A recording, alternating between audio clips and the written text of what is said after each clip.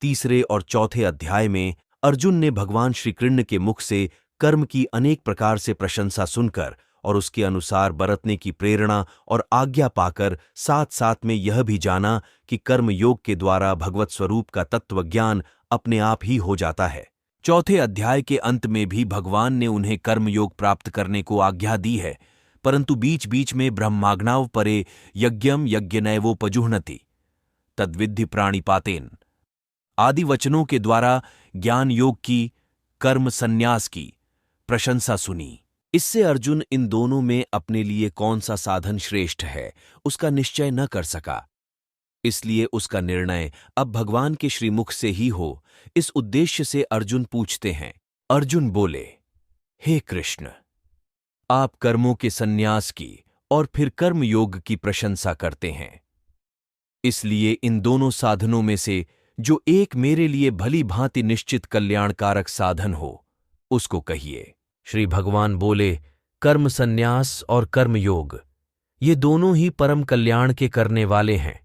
परंतु उन दोनों में भी कर्म संन्यास से कर्मयोग साधन में सुगम होने से श्रेष्ठ है। हे अर्जुन, जो पुरुष किसी से द्वेष नहीं करता है और न किसी की आकांक्षा करता है, वह कर्मयोगी सदा सन्यासी ही समझने योग्य है,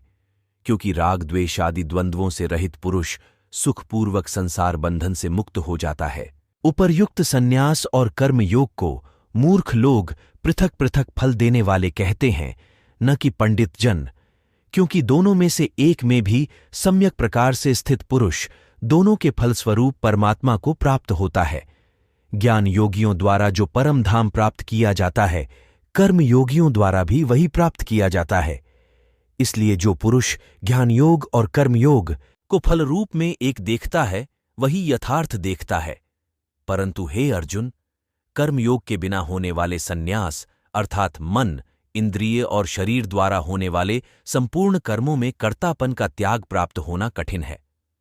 और भगवत स्वरूप को मनन करने वाला कर्मयोगी परब्रह्म परमात्मा को शीघ्र ही प्राप्त हो जाता है। जिसका मन अपने वश में है, जो जितेंद्रिय और विशुद्ध अंतःकरण वाला तथा संपूर्ण प्राणियों का आत्मरूप परमात्मा ही जिसका आत्मा है, ऐसा कर्मयोगी कर्म करता हुआ भी लिप्त नहीं होता। तत्व को जानने वाला सांख्य योगी तो देखता हुआ, सुनता हुआ, स्पर्श करता हुआ, सूंघता हुआ, भोजन करता हुआ, गमन करता हुआ, सोता हुआ, श्वास लेता हुआ, बोलता हुआ, त्यागता हुआ, ग्रहण करता हुआ तथा आंखों को खोलता और मूता हुआ भी सब इंद्रियां अपने अपने अर्थों में बरत रही हैं। इस प्रकार समझकर निःसंदेह ऐसा माने कि मैं कुछ भी नहीं करता हूं। जो पुरुष सब कर्मों को परमात्मा में अर्पण करके और आसक्ति को त्याग कर कर्म करता है, वह पुरुष जल से कमल के पत्ते की भांति पाप से लिप्त नहीं होता। कर्मयोगी ममत्व बुद्धि रहित केवल इंद्रिय, मन,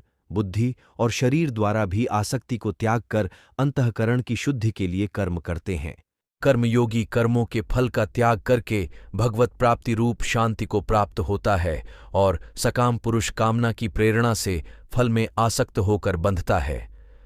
अंतःकरण जिसके वश में है, ऐसा सांख्य योग का आचरण करने वाला पुरुष न करता हुआ और न करवाता हुआ ही नवद्वारों वाले शरीर रूपी घर में सब कर्मों का मन से त्याग कर आनंद पूर्वक सच्चिदानंद घन परमात्मा के स्वरूप में स्थित रहता है। परमेश्वर मनुष्यों के न तो कर्तापन की, न कर्मों की और न कर्म फल के संयोग की रचना करते हैं, किंतु स्वभाव ही बरत रहा है सर्वव्यापी परमेश्वर भी न किसी के पाप कर्म को और न किसी के शुभ कर्म को ही ग्रहण करता है, किंतु अज्ञान के द्वारा ज्ञान ढका हुआ है, उसी से सब अज्ञानी मनुष्य मोहित हो रहे हैं।